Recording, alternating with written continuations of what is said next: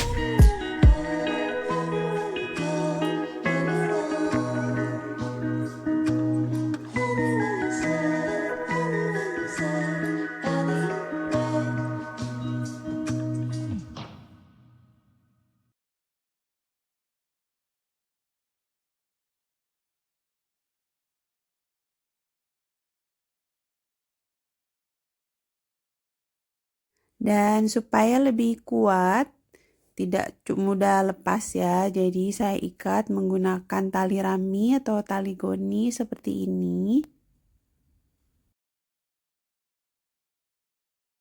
Anywhere you go, give it all. Anywhere you say, anywhere.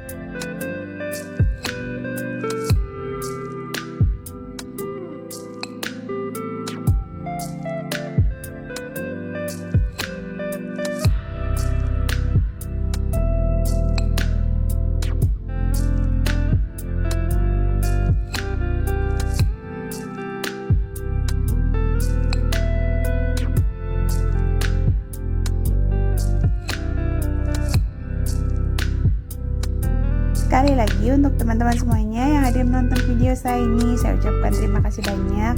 Sampai ketemu lagi di video saya yang lainnya.